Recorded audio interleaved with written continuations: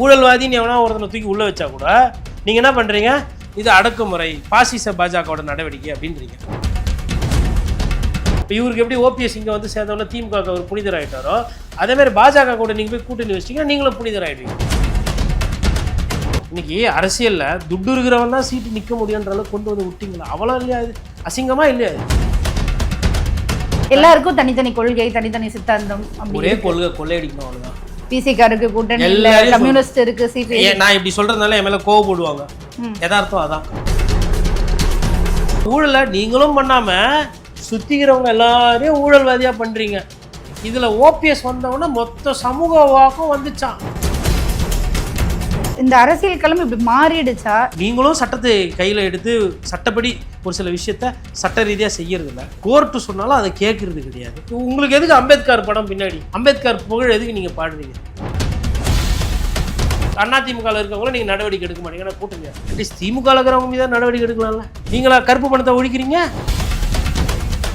Court வந்து இப்போ ஐயா நேரு மேலே வழக்கு பதிவு சொல்லி 2 வாரம் ஆச்சு, இன்னும் வழக்கு பதிவு பண்ண. அப்போ கோர்ட்டை நீங்கள் என்ன மதிக்கிறீங்க?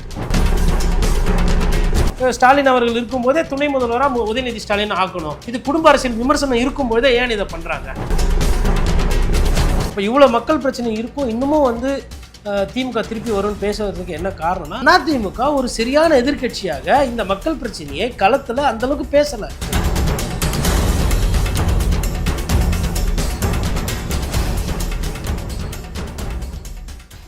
சார் வணக்கம். சார் நேயர்களுக்கு அன்பு வணக்கம். இன்னைக்கு காலகட்டத்தில் இந்தியா முழுக்க சட்டம் ஒழுங்கு பிரச்சனைன்றது ஒரு மிகப்பெரிய பிரச்சனையாகவே இருக்குது. குறிப்பாக இன்றைக்கி தமிழகத்தில் எல்லா இடத்துலையும் பார்க்குறோம், ரொம்ப பெரிய பாதிப்பு இருக்குது, பயம் இருக்குது. ஒரு ஃபீமேல் வந்து நைட்டு போகணுன்னா திரும்ப பயப்படுற ஒரு சூழல், கொஞ்சம் இருந்த தைரியமும் திரும்ப போகிற மாதிரி ஒரு பயம் வர ஆரம்பிச்சிருச்சு. இந்த பக்கம் விஜய் என்ன சொல்கிறாரு, இல்லை நான் வந்துட்டால் மொத்தமாக இதுக்கு பாதுகாப்பு மாறிடும், இவங்க பண்ண முடியல ஆனால் நான் பண்ணிடுவேன்னு ஒன்று வைக்கிறாருல்ல. மொத்தமாகவே விமர்சனம் பண்ணுறதுலேருந்து தள்ளி போய் இல்லை இதை விட்டுட்டு இவர் வந்தால் தான் சரியாகும் அப்படின்ற இடத்துக்கு மூவ் ஆன் ஆகுறாங்க.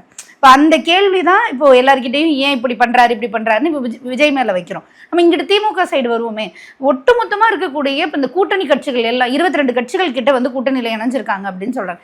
இவ்வளோ பெரிய சட்டம் ஒழுங்கு பிரச்சனை இருக்குது, ஆனால் எந்த இடத்துலையுமே வந்து ரொம்ப ஸ்ட்ராங்கான கண்டனம் வைக்க மாட்டாங்களா அப்படின்ற கூட்டணி கட்சிகள் மேலே விமர்சனம் இருக்குல்ல, அது எப்படி பார்க்குறீங்க? தப்புக்கு துணை போகிறவர்கள் அப்படிதான் இருப்பாங்க. நேற்று ஒரு இன்டர்வியூ போயிட்டு வந்தேன், அவர்கிட்ட சொல்லும் போது தப்பு எந்த கட்சியில் பண்ணாலும், அது இன்க்ளூடிங் என் கட்சியாக இருந்தாலுமே, நான் சார்ந்திருக்கக்கூடிய கட்சி பண்ணாலுமே தப்பு தான். ஆனால் அதோட தன்மை எங்கே இருக்குது, அதுக்கான ப்ரொசீஜர்லாம் நடந்துகிட்டு இருக்கு அப்படின்னு சொல்கிறாங்க. அதை நம்ம எப்படி எடுத்துக்க முடியும்? அப்படி சாதாரணமாக இதை வந்து ஆமாம் எடுத்துட்டு இருக்காங்க, நடந்துட்டு இருக்கு அப்படின்னு எடுத்துகிட்டு போயிட முடியும்? இல்லை மேடம், அதை அப்படி எடுத்துகிட்டு இருக்காங்கன்ற மாதிரி பண்ண முடியாது. இப்போது இங்கே பிரச்சனை வந்து என்னென்னா, ஒரு மந்திரியோ வீட்டில் இருக்கிற ஒரு பெண் குழந்தைக்கோ, இல்லை ஒரு எம்எல்ஏ வீட்டில் இருக்கிற ஒரு பெண்மணிக்கோ, இல்லை முக்கிய அதிகாரியோட ஒரு வீட்டில் இருக்கிறவங்களுக்கு இந்த மாதிரி தப்பு நடந்தால் நீங்கள் இப்படி தான் மெத்தனமாக இதே பதில் சொல்வீங்களா? அப்போ ஏழை பாழைகள் இல்லாதப்பட்டவர்கள்னால் நாங்கள் நடவடிக்கை எடுக்கிறோன்றீங்க. ஆனால் பாதுகாப்பாக இருக்க வேண்டியவங்களாம் பாதுகாப்பாக தான் இருக்கிறாங்க. பாதுகாப்பு இல்லாத தன்மையில் விளிம்பு நிலையில் இருக்கிறவங்க, அதாவது வீட்டில் வந்து ஒரு பாத்ரூம் இருக்காது, அவங்க கழனி காட்டுக்கு போயிட்டு வரும்போது பார்த்தா அவங்க வீடு வருது சார். வயசான முதியவர் மூதாட்டி ஃபார்ம் ஹவுஸ் மாதிரி ஏதோ கட்டி, அதாவது இந்த ஈரோடு சேலம் சைடெல்லாம் பார்த்தீங்கன்னா வீடுகள் பெருசாக இருக்கும். அதாவது அது ஃபார்ம் ஹவுஸ்னால் அது வந்து சென்னையில் சொல்கிற மாதிரி ஃபார்ம் ஹவுஸ் கிடையாது. கழனி காட்டுக்கு நடுவில் ஒரு வீடு இருக்கும். அந்த வீட்டில் பார்த்தீங்கன்னா அவங்க தங்கியிருப்பாங்க முதியவர்கள். அவங்கள போயிட்டு செயின் அறக்கிறது, அவங்கள பாலியல் சிண்டல் பண்ணுறது, அங்கே யாருன்னா இருந்தால் அவங்க மண்டையில் அடிச்சு உடைக்கிறது, இதெல்லாம் இருக்குது. ஆனால் இதை வந்து என்னென்னா அமைதியாக பேசுறது. இப்போது நேற்று வந்து ஒரு 2 ரவுடியை வந்து ஒரு 10 பேர் ரவுடி கும்பல் வந்து காரில் இது ஆட்டோவில் போயிட்டு வீட்டுக்குள்ளே இருக்கிறவங்க இழுத்து போட்டு வெட்டுறாங்க. அப்போ ரவுடி அது செத்தவொன்னா அவனை ரவுடின்றீங்க, அதுக்கப்புறம் வெட்டினது ரவுடின்றீங்க. இது வந்து என்னென்னா ஈஸி, ரவுடி பசங்களுக்குள்ளே வெட்டிக்கினாங்க. நான் என்ன சொல்கிறேன், ரவுடி பசங்க இருக்க வேண்டிய இடம் எது? இங்கே கிடையாது, பல்லாவரத்தில் கிடையாது. பல்லாவரத்தில் யார் இருக்கணும்? வேலைக்கு போகிறவங்க, வீட்டு வரி கட்டுறவங்க, ஸ்கூல் ஃபீஸ் கட்டுறவங்க, ரேஷனுக்கு அரிசி வாங்குறவங்க, குடும்பத்தை காப்பாற்றுறவங்க, வேலைக்கு போகிற பெண்மணிகள், தாய்மார்கள், குழந்தைகள் தான் வாழணும். ரவுடி பையனுக்கு இன்னும் வாழ்க்கை வேண்டி கிடக்குதுன்னு நான் கேட்குறேன். தெரியுது இல்லை? சரி, கோர்ட்டில் போனால் பெயில் கொடுத்துட்றாங்க. அடுத்தது சரி, பெயில் கொடுக்குற அளவுக்கு நீங்களே தானே வசதியாக பண்ணுறீங்க. எல்லா வழக்குலையும் வழக்கறிஞர் போயிட்டு அப்ஜெக்ட் பண்ணுறாரா வெளியில் விடக்கூடாதுன்னு? அமைச்சரை வெளியில் விட்டால் எவிடன்ஸை வச்சுருவாருங்க, இவர் வெளியில் விட்டால் சிக்கலுங்க, உள்ளே வைக்கணும்னு போது நீங்கள் என்ன பண்ணுறீங்க? Personal liberty is at stack, freedom. நீங்கள் வந்து இது பண்ண முடியாது. அவருக்கு குற்றவாளியாக நிரபராதியான்னு தெரியாது மை லார்ட். அதனால் அவரோட நம்ம மூவ்மெண்ட்டை நம்ம தடுக்க முடியாதுன்னு சொல்லி போய் கெஞ்சி குத்தாடி வெளில இட்டுன்னு வந்துடுங்க. ஊழல்வாதின்னு எவனா ஒருத்தனை தூக்கி உள்ளே வச்சா கூட நீங்கள் என்ன பண்ணுறீங்க, இது அடக்குமுறை பாசிச பாஜகவோட நடவடிக்கை அப்படின்றீங்க. சரி, இப்போ பாசிச பாஜக வருவோம். அந்த பாசிச பாஜக என்ன பண்ணுதுன்னா, அவங்க கூட கூட்டணி வச்சா அவங்க மேலெல்லாம் எதுவும் வழக்கு தொடுறது கிடையாது. அவங்களெல்லாம் நல்லா இனிக்க சந்தோஷமாக பாதுகாத்துக்குது. இப்போ இவருக்கு எப்படி ஓபிஎஸ் இங்கே வந்து சேர்ந்தவொன்னே திமுக அவர் புனிதர் ஆகிட்டாரோ, அதேமாதிரி பாஜக கூட நீங்கள் போய் கூட்டணி வச்சிட்டிங்கன்னா நீங்களும் புனிதர் ஆகிடுவீங்க. போட்டு உங்களை தோச்சு உஜாலா பை மாதிரி அப்படி வெளில விட்டுருவாங்க. நீங்கள் இன்று முதல் புனிதர் என்று அழைக்கப்படுவீர்கள்.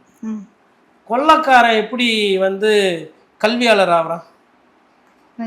யார் இது அனுபவிச்சது? நான் பார்த்தீங்கன்னா என்னோட காணொலியில் நிறைய நேரத்தில் திராவிட கலாச்சாரம் திராவிட கட்சிகள் நல்லா பண்ணியிருக்குன்னு பதிவு பண்ணுறேன். நானே தான் இதையும் பதிவு பண்ணுறேன்.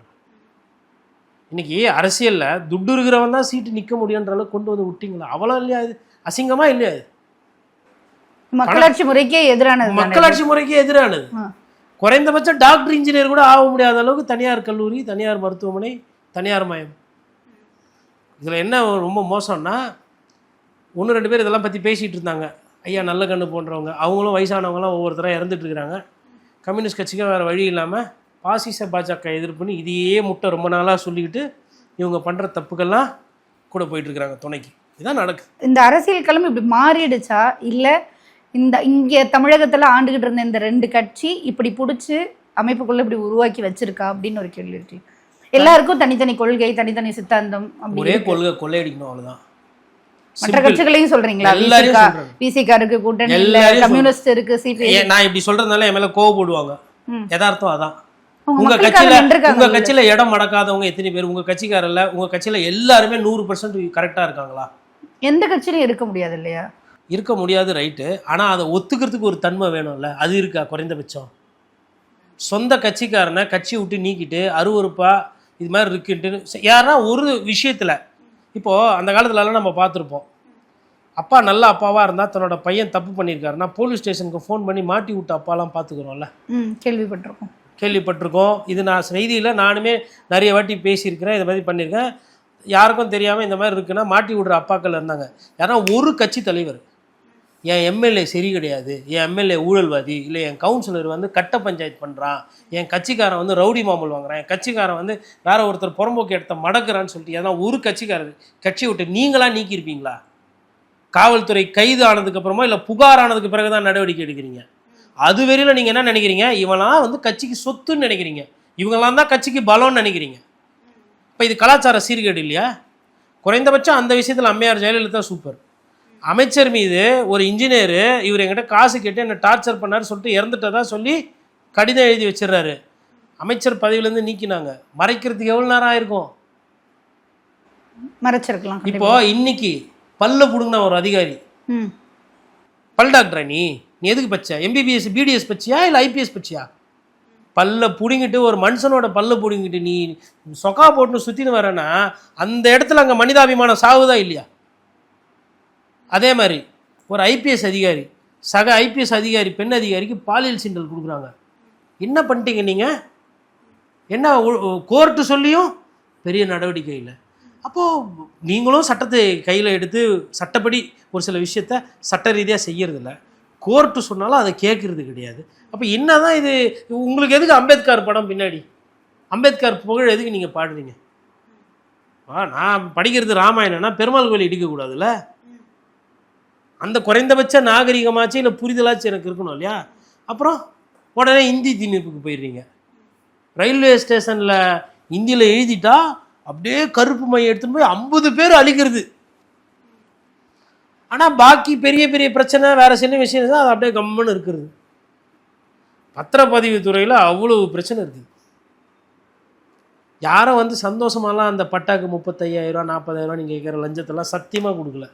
வயிற்றுச்சல்ல வயிற்ற கட்டி வாயை கட்டி கையில் இருக்கிறத அடமானம் வச்சு கெஞ்சி கூத்தாடி சொந்தக்காரங்கிட்ட கடனை வாங்கி பார்க்குறவங்கிட்ட கண்ணடிபட்டு வீடு வாங்கிட்டானா, ஃப்ளாட்டு வாங்கிட்டானா, அப்புறம் அது லோனு அடைஞ்சி முட்டித்தே வாழ்நாள் போல் 15 வருஷம் 20 வருஷம் 20-25 வருஷம் கடன் அடைக்கணும்னா என்னங்க அது? கொத்தடிமை வாழ்க்கைங்க அது. யாருன்னா ஒரு வீடு அப்படியே வாங்குற அளவுக்கு இருக்கா? ஒரு நகை அப்படியே வாங்குற அளவுக்கு இருக்கா? நீங்கள் சொல்கிறீங்க டெவலப்மெண்ட்டு 11% விகிதாச்சாரம் பேசுகிறீங்க. இது டெவலப்மெண்ட்டா? அப்போது இங்கே அடிப்படையில் நிறைய சிக்கல் இருக்குது. ஏன்னா இந்த மாதிரி பெரிய வியாபாரம் பண்ணுறதெல்லாம் நீங்கள் அரசியல்வாதிகள். உங்களுக்கு எவ்வளோ வந்தாலும் பத்தலை. 1000 ரூபா 2000 ரூபா கொடுத்தது ஒரு சிலர் இதெல்லாம் தவிர்க்கணும், இதெல்லாம் ஃப்ரீ பீஸ்லாம் தவிர்க்கணும் அப்படின்னு மெத்த படித்தவங்கலாம், குறிப்பாக ஆர்எஸ்எஸ் சிந்தனையாளர்கள்லாம் இதை எதிர்ப்பாங்க. நான் என்ன கேட்குறேன்னா, ஃபஸ்ட்டு கேட்க வேண்டியது அரசியல்வாதி. உங்கள் ஜி இருக்கிறார்ல, ஜி கிட்ட சொல்லுவோம், ஜி நீங்கள் போங்காட்டம் ஆடுறீங்க ஜி, நீங்கள் வந்து பியூரிட்டி, நான் வந்து தேசத்தை வளர்க்குறேன்னு சொல்கிறீங்க, ஆனால் இவ்வளோ ஊழல்வாதிகள் இருக்கிறாங்க. சரிப்பா, நீங்கள் வந்து அவ்வளோ அப்பர் கட்டுறவர் கிடையாது. உங்கள் கூட்டணி இருக்கிறவங்களாம் இப்போ அதிமுகவில் இருக்கிறவங்களாம் நீங்கள் நடவடிக்கை எடுக்க மாட்டீங்க. ஏன்னா கூட்டணி அட்லீஸ்ட் திமுக இருக்கிறவங்க மீது தான் நடவடிக்கை எடுக்கலாம்ல. அதுக்கு கூட கையாளாவாமல் தானே இருக்கிறீங்க. நீங்களா கருப்பு பணத்தை ஒழிக்கிறீங்க. 15 லட்ச ரூபா பேங்க்கில் போடுவோன்னு பிரச்சாரம் பண்ணீங்க. அப்புறம் இன்றைக்கி கேட்டால் 10,000 ரூபா போட முடியல. அரிசியை குறைப்பேன்றீங்க. ஒரே நாடு ஒரே ரேஷன் திட்டம். இப்போ என்ன நீங்கள் கேட்குறீங்க எந்த கட்சி நல்ல கட்சி? நான் என்ன சொல்கிறது? அடுத்த கேள்வி அதான் தான் இருந்தது. நீங்களே கேள்வி என்னன்னு சொல்கிறது? புலம்ப தான் முடியும். அட்லீஸ்ட் ஏதோ பேச்சு உரிமை இந்த நாட்டில் இருக்குது, அது வரலும் சந்தோஷம், அவ்வளோதான். சட்டம் என்பது இன்றைக்கி கொஞ்ச நாளைக்கு முன்னாடி பார்க்குறேன், இதே மாதிரி ஒருத்தர் ஒரு முதியவர் ஏதோ ஒரு போக்சோ கேஸில் பண்ணிட்டாருங்க. கோர்ட் வந்து தண்டிச்சிச்சு. அந்த வெண்ணெய் வெட்டி வெளியில் வரும்போது சொல்கிறான், ஃப்ரீ வக்கீல்னு சொல்லி என்னை ஏமாற்றிட்டான், சட்டமாவது வெங்காயமாவதுன்னு சொல்லிட்டு போகிறான்.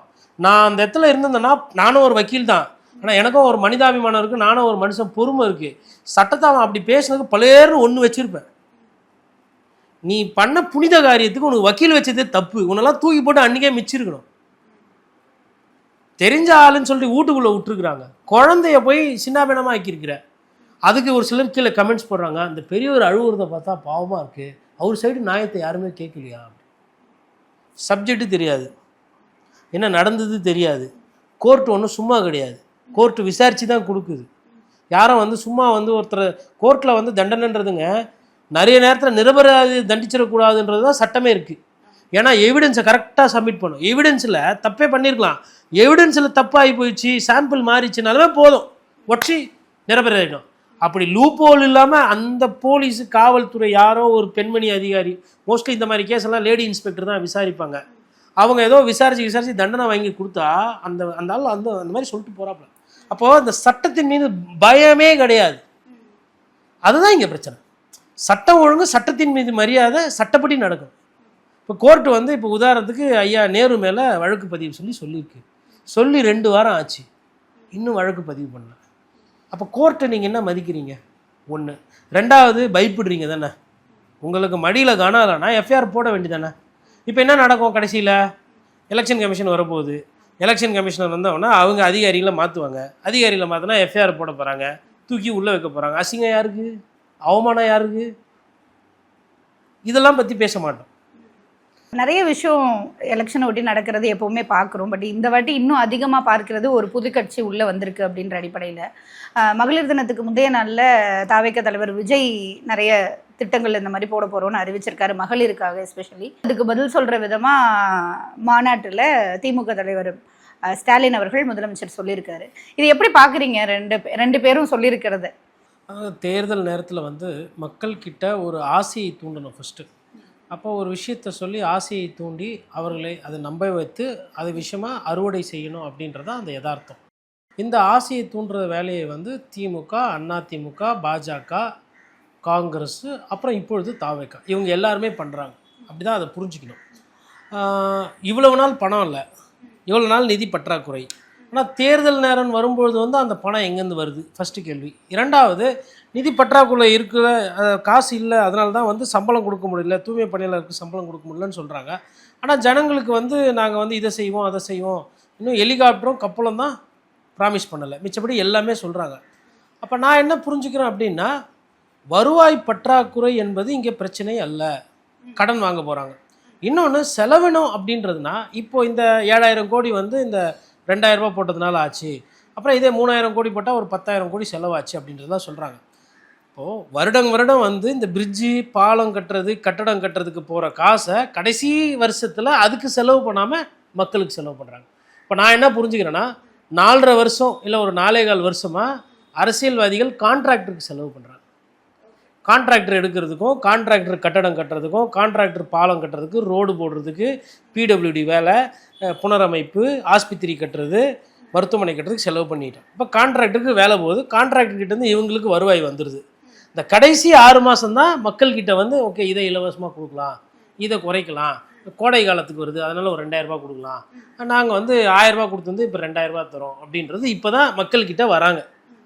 அதில் வந்து திமுக ஆளுகின்ற கட்சி நேற்று வந்து ஒரு சில விஷயங்கள் சொல்லியிருக்காங்க. அதற்கு எதிர்வினை ஆற்றணும். அதனால் தாவேகா வந்து பார்த்திங்கன்னா 6 சிலிண்டர் தரோம், நாங்கள் வந்து 15000 ரூபா வந்து படிக்கிற பசங்களுக்கு அவங்க வீட்டுக்கு கொடுப்போம் அப்படின்றாங்க.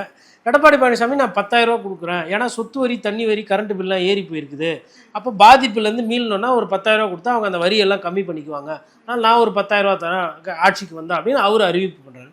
இதெல்லாம் கேட்குறதுக்கு இனிமையாக இருக்குங்க, ரொம்ப சந்தோஷமாக இருக்குது. ஆனால் ஒரு உத்தரவாதத்தை தரணும், ஏற்றுங்க.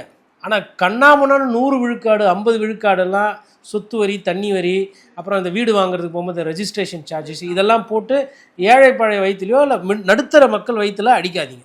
அவ்வளோதான். அதில் இது சாத்தியம் இல்லையா, இது நடக்குமா நடக்கலையா அப்படின்றது 100 விழுக்காடு எல்லா திட்டமும் சாத்தியம் கிடையாது. இது அறிவிக்கிறவங்களுக்கும் தெரியும். இருந்தாலும் சொல்லி பழக்கமாகி போச்சு. 2 ஏக்கரா விவசாயிக்கு நான் அதை தரேன் இதை தரேன். அப்போ விவசாயிகளுக்கு எவ்வளோ ஏக்கரா இருக்குன்னு கணக்கெடுக்கிறதுக்கே 2 வருஷம் ஆகிடும். வெள்ள பாதிப்பு இல்லை மழை பெய்யாமல் பாதிப்புனாலுமே பாதிப்பையே கணக்கிட்டு சரியாக கொடுக்காது தான் இந்த அரசாங்கம். கேட்டால் மத்திய அரசு ஒப்புதல் தரலன்னுவாங்க, மாநில அரசை கேட்டால் நிதி இல்லை அவன் காசு தரலன்றாங்க, அவனை கேட்டால் இவன் பேப்பர் தரல ரெக்கார்ட்ஸ் கொடுக்கல அப்படின்பாங்க. இப்படி சொல்லி ஏமாத்துற தன்மை இருக்குது. அப்போ பாதித்த விவசாயிக்கே அந்த சேர வேண்டிய பணத்தை, இன்சூரன்ஸ் பணத்தையோ இல்லை மற்றத்தையோ சரியாக செய்யறதில்ல. அதனால் நான் 2 ஏக்கராக்கு நான் இதை தருவேன், நான் அதை தருவேன்றதெல்லாம் வந்து பார்க்கணும். இப்போ சொன்னதை செஞ்சாங்கன்னு சொல்லலாம். இப்போ உதாரணத்துக்கு வண்ண தொலைக்காட்சி கொடுத்தாங்க, லேப்டாப் கொடுத்தாங்க, ஆடு மாடு கொடுத்தாங்க, தாலிக்கு தங்கம் ஓரளவுக்கு கொடுத்தாங்க, அம்மா உணவகம் போட்டாங்க. அதுக்கப்புறமா இப்போ பார்த்தீங்கன்னா 1000 ரூபா கொடுத்துருக்காங்க. இப்போ அந்த 1000 ரூபாயுமே வந்து ஃபஸ்ட்டு வந்து பார்த்திங்கன்னா எல்லா பெண்களுக்குன்ற மாதிரி தான் போன வாட்டி சொன்னாங்க. ஆனால் அதுக்கப்புறம் ஆட்சிக்கு வந்தோடனே தகுதின்ற ஒரு வார்த்தை வந்துச்சு குறுக்கல. அப்போது ஆட்சிக்கு ஏதோ ஒரு கட்சி வருதுன்னா அந்த தகுதின்றது தயவு செய்து உள்ளே வரக்கூடாது. சொல்ல காப்பாற்றணும் ஜனங்க கிட்ட. நான் அதோடு பார்க்குறேன். மற்றபடி அதில் நடைமுறைக்கு சாத்தியம் இல்லாததும் வருவாய்க்கு மீறின ஒரு சில விஷயங்கள் இருக்குது. இப்போ விஜய் அவர்கள் சொல்கிறாரு 30% டேக்ஸ் போகுதுன்றாரு. அது கமிஷனர் டேக்ஸ்ன்னு மாற்றி சொல்லிட்டார். லஞ்சத்தை வரின்ட்டார். வரியை யாரும் வீட்டுக்கு எடுத்துன்னு போக முடியாது, லஞ்சத்தை தான் வீட்டுக்கு எடுத்துன்னு போக முடியும். இந்த ஃப்ளோவில் அவருக்கு அரசியல் இப்போ தானே புதுசு ABBCC படிச்சுட்டு வர்றாரு. அதனால் அவர் AI எல்லாம் முடித்து வர்றதுக்கு இன்னும் பல வருடங்கள் ஆகும். அந்த டங் ஸ்லிப் ஆயிடுச்சு. அதனால் அந்த கமிஷன் அவர் 30%ன்னு குறிப்பிட்றாருல, மேபி ஊழலை கம்மி பண்ணி லஞ்சத்தை கம்மி பண்ணால் கண்டிப்பாக இன்னும் நிறைய செய்ய முடியும். இலவசமாக இன்னும் நல்லா செய்யலாம், அதில் மாற்றுக்கிறது கிடையாது. போக்குவரத்தை பொறுத்தவரையிலும் பூரா பஸ்ஸையும் ஃப்ரீ ஆக்குறன்ற மாதிரி விஜய் அவர்கள் சொல்லியிருக்காரு. அதில் நிறைய சிக்கல் இருக்குங்க. குறைந்தபட்சம் வேலையிலேருந்து ரிட்டையர் ஆகிறவங்களுக்கே வந்து அந்த PF காசையும் பெனிஃபிட் காசையும் கொடுக்க முடியல. இதுதான் யதார்த்தம். அதாவது வருமானம் வந்து ரொம்ப தொலைவாக போகக்கூடிய அந்த பேருந்து இருக்குது பாருங்கள், மாவட்டம் டு மாவட்டம், அதில் இருக்கக்கூடிய அந்த வட்டார கழக போக்குவரத்து நிறுவனங்களுமே நிறைய திவாலில் போயிட்டுருக்கு, நஷ்டத்தில் போயிட்டுருக்கு. சம்பளம் கொடுக்க முடியல, டயர் மாற்ற முடியல, பஸ்ஸில் வந்து பார்த்திங்கன்னா சீட்டு பாதி சீட்டு பிஞ்சு போயிருக்கும். இதுதான் யதார்த்தம். அப்போ நான் மொத்தமாக ஃப்ரீயாக ஆக்க போகிறேன் அப்படின்னா அந்த விஷயத்தில் கொஞ்சம் அவசரப்பட்டு, ஏன்னா எடப்பாடி பழனிசாமி ஆண்களுக்கும் பஸ்ஸில் ஃப்ரீன்ட்டார் மாநகரத்தில். அப்போ நான் எதனா பண்ணி ஆகணும்ல. அப்போ எனக்கு மாற்று சிந்தனையோ மாற்று புரிதலோ இல்லை. அதனால் அவங்க பண்ணதே என்ன பண்ணுறேன், நான் 500 ரூபா ஏற்றிக்கிறது. அவங்க வந்து உள்ளூரில் பஸ்ஸில் ஃப்ரீனா நான் வெளியூருக்கும் சேர்த்து ஃப்ரீ. அவங்க வந்து மாணவர்களுக்கு வந்து நான் 1000 ரூபா கொடுக்குறேன் அப்படின்னா நான் 5000 உங்கள் அப்பா அம்மாவுக்கு கொடுக்குறேன்றது. இது மாதம் 1000 ரூபா கொடுத்தா 12000 ரூபா, நான் வந்து 15000 ரூபா 3000 ரூபா எக்ஸ்ட்ரா போட்டு கொடுத்துறேன். இப்போ விஜய் என்ன பண்ணியிருக்காருன்னா, கஷ்டப்படாமல் தெலுங்கானாலேருந்து கொஞ்சம், சந்திரபாபு நாயுடு கிட்டேருந்து கொஞ்சம், ஸ்டாலின் கிட்டேருந்து கொஞ்சம், எடப்பாடி பழனிசாமி அவர்கள்கிட்டேருந்து கொஞ்சம், எல்லார்கிட்டேருந்து கொஞ்சம் கொஞ்சம் போட்டு ஒரு சாதத்தை மாதிரி ஒன்று தயார் பண்ணி ஒரு தேர்தல் வாக்குறுதியாக கொடுக்கும். ஓகே. இப்போ இந்த களம் திமுகவுக்கானது இல்லை அப்படின்னு நீங்க சொல்லியிருக்கீங்க. 2 இல்லை, நான் திமுகவுக்கு இல்லை, அதிமுக வரும்னு சொல்றீங்களே சார். திராவிட கட்சிகள்ல எது வேணா ஜெயிக்கும். திமுக இவ்வளவு செஞ்சதுனால திமுக திருப்பி வரும்ன்றதையும் நான் 100 விழுக்காடு சொல்ல. திமுக தோத்து இருக்குது, வரலாறு அவங்களுக்கு சாதகமா இல்லைன்றதையும் சேர்த்து தான் சொல்றேன். திமுகவை குறைச்சி யாரும் மதிப்பிடுறது கிடையாது. ஆனால் அதிமுகவை குறைச்சி மதிப்பிடுறாங்க. அப்படி குறைச்சி மதிப்பிடக்கூடாது. அது ஒரு பெரிய திராவிட கட்சி, அந்த கட்சிக்கும் ஒரு சின்ன உயிரோட்டமாக இருக்குது, அந்த கட்சியும் இன்னும் பேசு பொருளில் இருக்குன்றது தான் என்னோட பதிவு. இந்த கேள்வி வந்து ரொம்ப முக்கியமான கேள்வி. இன்னைக்கு வந்து எல்லா கட்சிகள் மேலேயும் குற்றச்சாட்டுகள் இருக்கு. எல்லா கட்சிகள் மேலேயும் ஊழல் குற்றச்சாட்டுல இருந்து சட்டம் ஒழுங்கு பிரச்சனையில இருந்து எல்லா கட்சியுமே இதை சரியா கையாளலை. அதை நம்ம கண்ணெதிர பார்க்குறோம். ஆனா இன்னைக்கு மாற்று கட்சி அப்படின்ற ஒன்று அக்செப்ட் பண்ணிக்கிற மனநிலையில இங்க இல்லை. அதை தான் இத்தனை வருஷத்துல பார்க்குறோம். மாத்தி மாத்தி திமுக அதிமுக இதுக்குள்ள கூட்டணியை வேணா மாத்தி மாத்தி வச்சுக்கிட்டு இருக்காங்கன்றதை பார்க்குறோம். இன்னைக்கு இப்போ இந்த தேர்தல் எப்படி இருக்க போகுதுன்னு பார்த்தா விஜய் ஒரு பெரிய பிம்பமா தெரிகிறாரே தவிர அவர் பிம்பமா தான் இருக்காரு.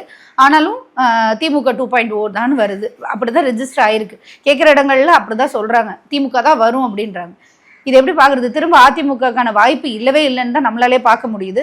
ஏன்னா இன்னைக்கு புதுசாக ஆரம்பித்த கட்சியில் இருக்கிறவரை அதிமுக ஒரு பொருட்டாவே மதிக்க மாட்டாரு. அந்த நிலைமையில கொண்டு போய் அந்த கட்சியை வச்சுட்டாங்க. அந்த கட்சியில் இருந்து விமர்சனம் பண்ணிக்கிட்டு இருந்தாலும் இங்கே வந்து சேர்றாங்க. அரசியல் கிழமை இப்படி சுற்றி சுற்றி சுற்றி சுற்றி ஒரு மாதிரி இருக்கு. திரும்பவும் திமுக 2.0. நீங்களே இப்போ இந்த திமுக ஆட்சியில் நடந்த இவ்வளோ பெரிய பிரச்சனைகளை உட்காந்து பேசுகிற அளவுக்கு அடுக்கடுக்கி வச்சுட்டோம். இன்னும் டைம் போனால் அவ்வளோ பேச வேண்டியது இருக்கு. திரும்பவும் 2.0 வந்தால் என்னவாகும் இருக்கும்? அரசியலில் வந்து ஒரு கணக்கு இருக்கு, ஒரு சூழ்ச்சி இருக்கு. அப்போ இந்த கணக்கும் சூழ்ச்சியும் சேர்ந்தது தான் அரசியல். என்ன கணக்கு? எல்லா கட்சியும் ஒன்று சேர்த்து ஒரு பிரம்மாண்ட கூட்டணி சேர்த்தா அது ஒரு கணக்கு. அதில் என்ன சூழ்ச்சி அப்படின்னா எதிரிகளை ஒன்று சேர விடாமல் இருக்கிறது சூழ்ச்சி. அப்போ அதை எந்த கட்சி படுதோ அந்த கட்சி திருப்பி ஆட்சிக்கு வரும். அப்போ திமுக அந்த விஷயத்தில் வந்து ரொம்ப தெளிவாக கையாண்டிருக்காங்க. ஒரு பிரம்மாண்ட கூட்டணி அமைச்சிருக்காங்க. அப்போ இவ்வளோ மக்கள் பிரச்சனை இருக்கும், இன்னமும் வந்து திமுக திருப்பி வரும்னு பேசுறதுக்கு என்ன காரணம்னா, ஒன்று மீடியா பர்செப்ஷன், பேசு பொருளில் திமுக டாப்பில் இருக்குது. ஏன்னா அதிமுக ஆதரவு பேசுறது அப்படின்றதை தாண்டி அதிமுக ஆதரவை தாண்டி அதிமுக மீது விமர்சனம் அதிகமாக இருக்குது. 8 தேர்தல் தோல்வி, தொடர்ந்து தோல்வி, இதெல்லாம் ஆளுமை கிடையாது, அடமானத்தில் போயிடுச்சு, திவால் ஆயிடுச்சு, அதிமுக கதை முடிஞ்சு போச்சு அப்படின்னு திமுகவில் இருக்கக்கூடியவங்க வெற்றிகரமாக அதை அழகான ஒரு பிரச்சாரமாக எடுத்து வச்சு அதில் வெற்றி பெற்றுருக்கிறாங்க. அது அதிமுக பேசு பொருள் வராது காரணம் ஒன்று. இரண்டாவது, அதிமுக ஒரு சரியான எதிர்கட்சியாக இந்த மக்கள் பிரச்சனையை களத்தில் அந்தளவுக்கு பேசலை, களத்தில் போராட்டத்தை பண்ணலை. இது அதிமுக பண்ண தப்பு. மூணாவது, முதல்வர் பேர் என் பேர் எடப்பாடி பழனிசாமி பேரை அறிவிக்கலைன்னா பிரதமரை நான் மேடையிலேயே கிண்டல் பண்ணுவேன். அந்த தைரியம் எனக்கு இருக்குன்னு அது காட்டணும். இல்லைனா அந்த மேடையிலே சொல்லணும். நிறைய பேர் சொல்கிறீங்க இது இப்போ தான் சொல்ல ஆரம்பிச்சிருக்காரு எடப்பாடி பழனிசாமி, இது தேர்தல் கூட்டணி, தேர்தல் முடிஞ்சவொன்னே எனக்கு பிடிக்கலன்னா கைட்டி விட்டுருவேன்றதான் அதுக்கு பொருள். இதை ஒரு வாட்டி சொன்னாலாம் பத்தாது. அவங்க பிரதமர் வேட்பாளர் சொல்ல, அதாவது பிரச்சனை வந்து இன்னைக்கு திமுக வந்து அதை வந்து அழகாக திருப்புறாங்க. மோடி வந்து சொல்ல மாட்டேன்றாரு உங்கள் பேரை அப்படின்னு. அது உண்மை தானே, சொல்லலை தானே? அப்போ அந்த கோவம் யாருக்கு வரணும்? அதிமுக இல்லை, எடப்பாடி பழனிசாமிக்கு வரணும். அதில் வந்து அவர் அங்கே சமரசம் செஞ்சுக்கிறார். மேபி அந்த கோவத்தை தேர்தல் முடிஞ்சதுக்கப்புறம் காட்டுவாரா இல்லை அது எப்படி போகுன்றது எனக்கு தெரியல. ஆனால் நீங்கள் கேட்ட கேள்வி அதிமுக ஏன் பேசு பொருளாக வரலன்னா, இன்னொரு பிரச்சனை என்னன்னா, அதிமுக எப்பயுமே வந்து பார்த்திங்கன்னா அந்த கடைசி நேரத்தில் தான் தேர்தல் வேலை செய்யக்கூடிய ஒரு கட்சியாக இருக்கிறது. வருடம் பூரா அரசியல் செய்கிறது கிடையாது. இந்த தேர்தல் நேரத்தில் வந்து அந்த 2 மாதம் வேறு எதனா ஒரு வேலை பார்த்துக்கிட்டு இருப்பாங்க. அந்த வேலையை விட்டு கடைசி நேரத்தில் தான் தேர்தல் வேலையை பார்ப்பாங்க. அந்த கட்சியினுடைய இயல்பு அப்படி. பொழுதுக்கும் மேடம் அவங்க பேச்சாளர்களாம் முக்கியத்துவமே கிடையாது. ஒருத்தர் வருவார், அவர் பார்த்தா முன்னு போவார், கேட்டால் அவர் தான் மாவட்ட செயலாளர்னுவாங்க. மற்ற இப்போ திமுகலாம் அப்படி இல்லை. திமுகவில் குறைந்தபட்சம் ஒரு மாவட்ட செயலர்னா ஒரு பேச்சு திறமை இருக்கும், இலக்கிய அணி இருக்கும், வழக்கறிஞர் அணி சவுண்டாக இருக்கும். அந்த மாதிரி நிறைய விஷயங்களை அவங்க கரெக்டாக பண்ணுவாங்க. அப்போ அது வந்து ஆக்டிவாக இருக்க மாதிரி இருக்கும் அந்த அந்த பிம்பம், அந்த பர்செப்ஷன். ஆனால் அவ்வளோ இருந்தும் அதிகமாக தோத்த கட்சி திமுக. வரலாறு எடுத்து பார்க்கும்போது அதிமுக எதிர்கட்சியாக இருக்கும்போது திமுக திருப்பி ஆட்சிக்கு வந்ததில்லை. அதிமுக ஆட்சியிலேருந்து திருப்பி வந்திருக்கு, அது வரலாறு. ஆனால் திமுக தொடர்ந்து 2 முறை ஜெயிச்சதில்லை, அது வரலாறு. அப்போ நான் என்ன புரிஞ்சுக்கிறேன்னா, வரலாறுக்கு திமுகக்கு எதிராக இருக்குது. ஆனால் அதே நேரத்தில் வரலாறு எதிரில் இருக்குது, அதனால திமுக வந்து திருப்பி வராதுன்னு நான் சொல்லலை. களம் வேற மாதிரி இருக்கு. களம் வேற மாதிரி இல்லை, மக்கள் முடிவு பண்ணுவோம். அந்த கேள்வி பத்திரிகையாளரா நான் ஏன் உங்ககிட்ட அதை வைக்கிறேன்? அந்த கேள்வி நீங்க வைக்கிறது நியாயம். நான் அந்த கேள்வி ஏன் நான் பதில் சொல்ல தவிர்க்கிறேன்னா, அது மக்கள் முடிவு பண்றது. தாவேகா தோத்துரும் அப்படின்றத நான் அப்ப நீங்க கேட்கலாம், தாவேகா ஒண்டி தோத்துருன்றது எதை வச்சு சொல்றீங்கன்னா, இந்த கட்டமைப்பு இல்ல, அது ஜெயிக்கிறதுக்கு உண்டான சாத்தியக்கூறுகள் இல்லைன்றதை நான் ஓரளவுக்கு கணிக்க முடியுது. நிலைப்பாடே சரியில்லைன்றத பார்க்க முடியும் திமுகவோட. ஏன்னா அவங்க கூட்டணி கூட அமையல, கட்சி புதுசு, எல்லாம் சிறியவர்கள், லஞ்ச லாவண்யம் பண்ணி கோடிக்கணக்கில் கொள்ளடிச்சு வச்சில்ல யாரும் தாவேகால செலவு பண்ணுறதுக்கு. 10 கோடி 20 கோடி தொகுதிக்கு செலவு பண்ண முடியாது. இந்த காரணங்களால தான் அவர் ஜெயிக்க மாட்டாருன்னு நான் சொல்கிறேன். 10 கோடி 20 கோடி செலவு பண்ண முடியாதுன்றீங்க. ஆனா இன்னைக்கு நடக்கிற எல்லா கட்சி கூட்டங்களும் எங்க இருந்து அவங்களுக்கு பணம் வருதுன்னு ஒரு கேள்வி வருது இல்ல. ஆனா செலவு பண்ணிட்டு தானே இருக்காங்க. பணம் தான் எங்க இருந்து வருதுன்னா நம்ம கிட்ட வாங்குறதா. அதுதான் சொல்றேன். இப்ப அந்த அதையும் ஊழல் இல்லைன்னு சொல்லிட முடியாது. இன்னைக்கு மாவட்ட செயலாளர் பொறுப்புக்கு வர்றதுக்கு ஒரு அமௌண்ட் கேக்குறாங்கன்றாங்க. ஆமாங்க. இந்த அந்த அதிகாரிகளை வந்து லஞ்சம் வாங்குறாங்க நம்ம சொல்றோம் இல்லைங்களா. நம்ம எப்பயுமே வந்து அதிகாரிகளையே ரொம்ப மோசமா பேசுறோம். ஏங்க அதிகாரி லஞ்சம் வாங்குறாங்க? ஏன் வாங்குறாங்க? டிரான்ஸ்ஃபர் வேணும்னா அமைச்சருக்கு கொடுக்கணும். அப்போ 1 கோடி ரூபா 2 கோடி ரூபா கொடுத்து ஒரு ஆர்டிஓ பதவிக்கு வர்றாரு, இல்ல ஒரு 50 லட்ச ரூபா கொடுத்து ஒரு தாசில்தார் பதவிக்கு வர்றாரு, 20 லட்ச ரூபா கொடுத்து ஒருத்தர் வந்து ஆஸ்பத்திரிக்கு டீனாவோ இல்ல ஆரம்பவோ உட்கார்றாருன்னா அவர் என்ன பண்ணுவாரு? பணம் வாங்கி திரும்ப அதை சரி பண்றதுக்கு முயற்சி பண்றாரு. வட்டிக்கு வாங்கினாரோ இல்ல அவர்கிட்ட லஞ்ச பணம் இருந்ததோ கொடுத்தாரோ 50 லட்ச ரூபா செலவு பண்ணி அந்த பதவிக்கு வர்றாருன்னா அவர் 5 கோடி திருடுவாரா திருட மாட்டாரா? இது தெரிஞ்சு தானே நீங்களும் வாங்குறீங்க.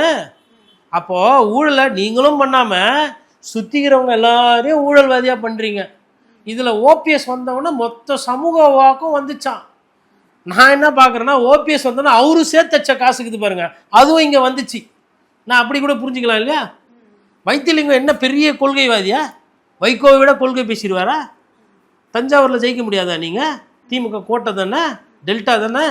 ஏன் ஒருத்த நாட்டில் வைத்திலிங்கம் வந்தோன்னு சேர்த்துறீங்க? ஒரு தொகுதி கூட தோத்துடக்கூடாது. ஒருவேளை ஜனங்க கோவப்பட்டு மாத்தி போட்டாங்கன்னா பயம் இருக்கு. அதனாலதான் அந்த பயத்தினாலதான் அவங்க வெற்றி பெறதுக்கு வாய்ப்பு இருக்குன்றதை நான் சொல்றேன். ஓகே, கண்டிப்பா 100% ஜெயிப்பாங்க. நான் கட்சிக்காரங்க மாதிரி நான் பேச விரும்பல. அவர்கள் ஜெயிக்கிறதுக்கு வாய்ப்பு இருக்கு. அதே நேரத்தில் அதிமுக ஜெயிக்கிறதுக்கும் வாய்ப்பு இருக்கு. ஏன் அப்படின்னா அந்த ரெட்டல்ன்ற சின்னம் மக்கள் கிட்ட பயிற்சி பெற்ற சின்னம். கிராமங்கள்ல இன்னும் அந்த கட்சி நீரோட்டமா இருக்கு. இப்ப நம்ம சொல்லக்கூடிய இந்த பிரச்சனைகள்லாம் பேசியிருக்கிறோம். சட்ட ஒழுங்கு பிரச்சனை, வேலை வாய்ப்பு பிரச்சனை, இதெல்லாம் விவசாயிகள் பிரச்சனை. இந்த பிரச்சனை மக்களுக்கு பிரதானமாக தோணுச்சு. நம்ம இதை பாதிக்கப்பட்டிருக்கோம் இந்த ஆட்சியில். சொத்து வரி, கரண்ட் விலைலாம் அதிகமாக கட்டுறோன்னு அவங்க ஒருவேளை சிந்திச்சிட்டாங்கன்னா ஆட்சி மாற்றம் வரும். இல்லை எனக்கு 1000 ரூபாய் வருது, எனக்கு வந்து இந்த ஆட்சியே வந்து இவங்க 2000 ரூபாய் தரேன்றாங்க, அதுக்கப்புறம் ஸ்டாலின் அவர்கள் வந்துட்டு ஒரு நிலையான ஆட்சி தருவார் நான் நம்புகிறேன் அப்படின்னா அப்படி வரும். ஸோ ஒன்று திமுக, ஒன்று அதிமுக. அதிமுகவை நீங்கள் கம்ப்ளீட்டாக இல்லவே இல்லைன்னு பண்ண முடியாது. மீடியா பர்செப்ஷனில் இன்னைக்கு அதிமுக அதாவதுங்க, நான் 4.5 வருஷமா என்ன ஊடகத்தில் பேசப்பட்டது? என்ன செய்ய போகிறார் ஓபிஎஸ், சசிகலா என்ன செய்ய போகிறார், என்ன சொல்ல வருகிறார், அமித்ஷாவோட முடிவு என்ன, பாஜக போடும் கணக்கு என்ன, குருமூர்த்தி என்ன ஆலோசனை சொன்னார், அண்ணாமலை ஏன் எடப்பாடி பழனிசாமி எதிர்க்கிறார், செங்கோட்டையன் எடப்பாடி பழனிசாமியை பேசுகிறார், ஏன் எடப்பாடி பழனிசாமி யாரையும் சேர்த்துக்க மாட்டார், என்ன சொல்லுது நீதிமன்றம், இப்படியே பேசிக்கிட்டு இருந்தால் 4.5 வருஷம் அதிமுக தோல்வி முகமாக தான் தெரியும். எப்படி கேஎன்ஆருக்கு இவ்வளவு பணம் வந்தது?